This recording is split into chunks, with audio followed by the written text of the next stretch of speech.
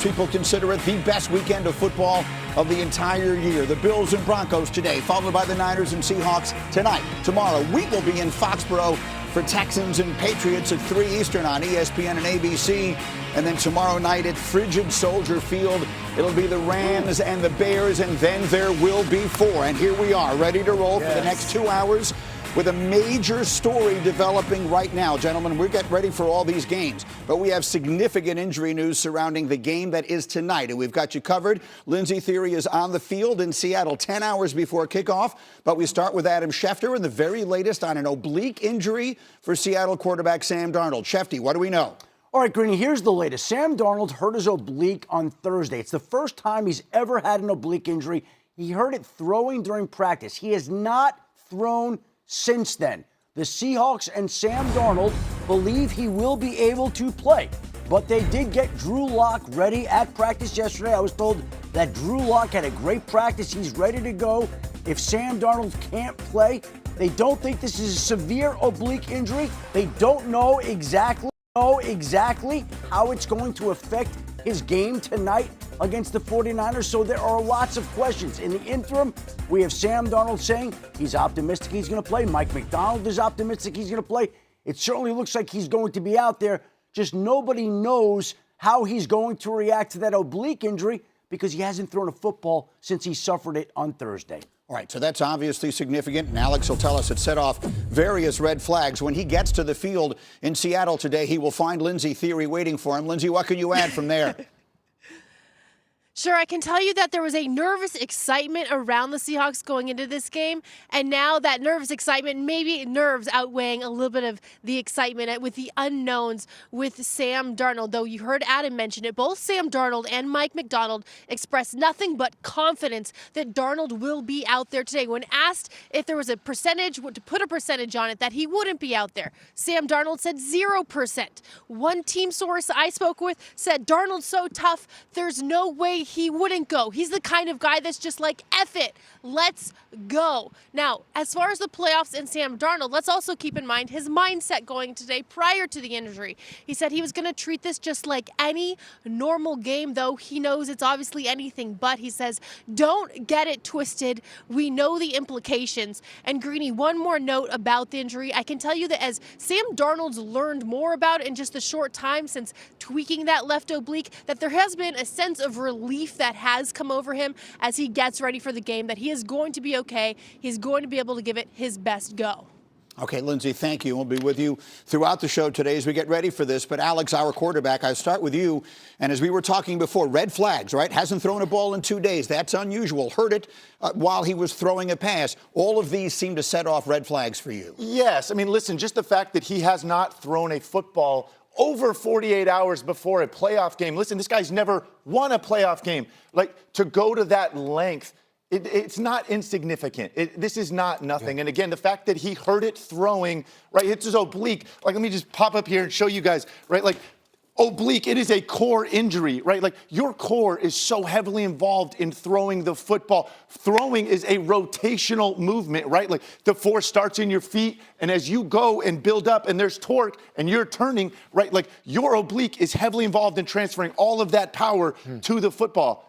And again, he heard it throwing in practice. This is routes on air. Randy, you know this, right? Like, there's practice tempo, and then there's game tempo, right? Like, what do we think the forces are going to be in game time in a playoff game when he's jacked up, right? Like, I think it's going to be interesting to find out pregame, into game, how this thing holds up. Well, you know, LT was just talking about how tough Sam Darnold is. And I think what you just showed right there of him just falling through, this man is going to have to play through a lot of playing. Is that what you're saying? Absolutely, yes. So I just really think that when you go on the last 2 weeks of them playing the 49ers again, the hat and T-shirt game, Sam Darnold had a decent game, but it was the team that really picked Sam Darnold up. The run game was huge in the run game with Charbonnet coming out of the backfield with his touchdown. But I think in a game like this, they're going to have to count and rely on the run game for the second game in a row. Yeah, I mean, how much is it like that adrenaline going to carry the day and things?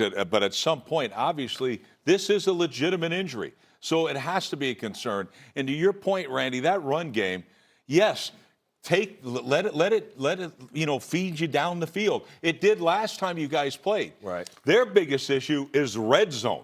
And now, to me, you got a quarterback that's not 100%. How's that going to affect these guys? Look, they've scored a whopping 13 points in both games this year.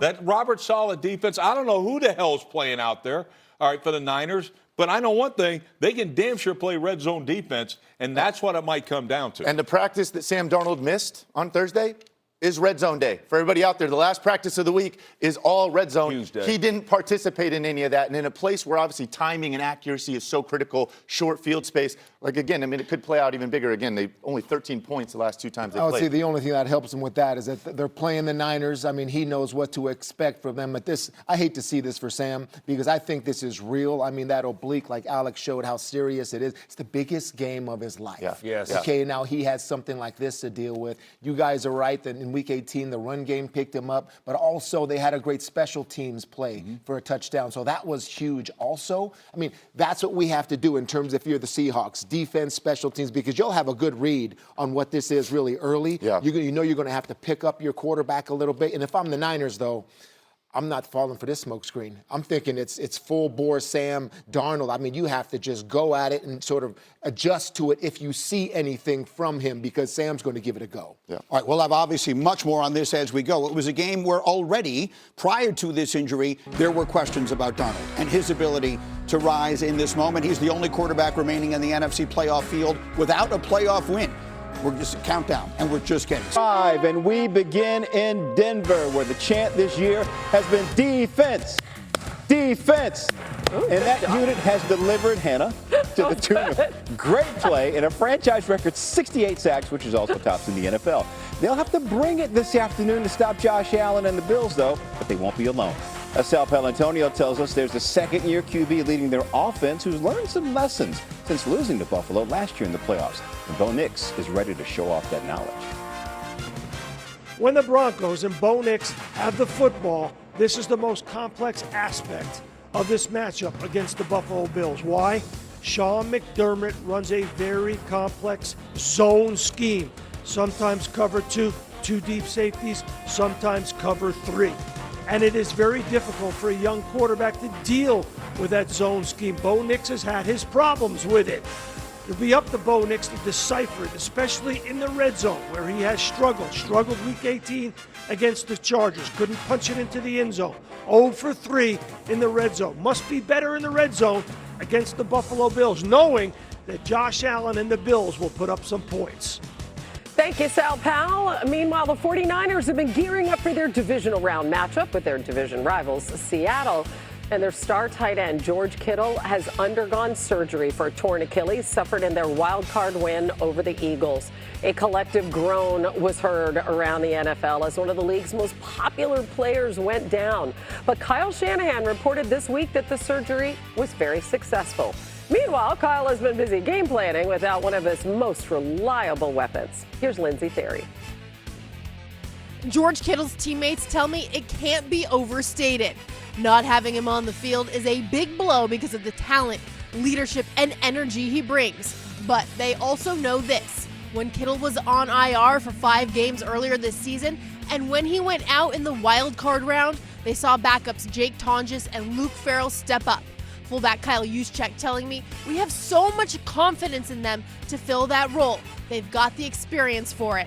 And while the Niners will be without Kittle, they will have left tackle Trent Williams, who did not play in their Week 18 loss to the Seahawks. Seahawks defensive lineman Leonard Williams says Trent's presence on the field goes a long way for the 49ers mentally and physically, noting that he especially helps in their run game. Thanks to Lindsay Theory, as our betting analyst Joe Fortenbaugh is here to make you some money on this Saturday. A couple of low-scoring matchups between those two division rivals. What's your best bet for Niners Hawks? I would be looking to lay the 7 with Seattle here. There's a couple things you want to keep in mind. The kryptonite for Sam Darnold has been pressure, which is something the Niners don't generate much of. Nick Bosa went down with injury in Week 3. Since then, 31st in pass rush win rate. Look no further than their matchup in Week 18. Darnold completed 77% of his passes in the process, hate the spot for the Niners. They had to play on a Sunday in Philly. Now they have to play on a Saturday in Seattle against an opponent that's had 2 weeks to get ready for this game. We're laying the 7 with the Seahawks. Wait, even with the oblique injury, how does that factor in? They weren't overly productive offensively in that Week 18 game. You saw what the Seattle defense was able to do to a Kittle-less Niners team. Yeah. I don't think the Niners are going to generate much offense. I think the Seahawks will be able to do just enough. Okay. All right. What do you like in Broncos-Bills? Low-scoring game. Total's 45.5. I saw it closer to about 43, so I bet the under here. Denver plays more man coverage defensively than any team in the NFL. That's important to note because Buffalo's offensive production plummets against man coverage. Josh Allen's completion percentage drops by 11 points. His quarterback rating drops by 10 points when facing man. It's not his fault. His receivers just aren't good enough to consistently get open down the field. I think Sean Payton is going to be very protective of Bo Nix today. Run the ball early, keep him out of harm's way, bleed the clock, and ultimately we go under 45.5 total points. Yeah, that makes a lot of sense. All right, what about a prop? In that game, I would look at Cortland Sutton, Denver wide receiver. Open 49.5 receiving yards, up to 55.5 now for good reason. He went over this in about 5 straight games and then missed in his last 2, so we're getting a cheaper price. But with all that running Denver's going to do in this game, it's going to set the play action up, and down the field, we're going to have a couple deep shots to Sutton. He averaged about 59 yards per game this season, and against that Buffalo secondary, there's an opportunity there. How does weather play a factor in either of these games? In the Denver game, not much. I think the weather we want to focus on, and we'll probably talk about this tomorrow, is going to be that Chicago game where the total's plummeting. That's a mistake. I think it's a discount. We're going to look to an over there. That game's going to be higher scoring, but we don't want to let it all out of the bag now. No, because you're going to be back tomorrow. So we're going to hook everybody in. Yes. And then we're going to see it tomorrow. How's He'll that be sound? back tomorrow, but for right now, we send it to NFL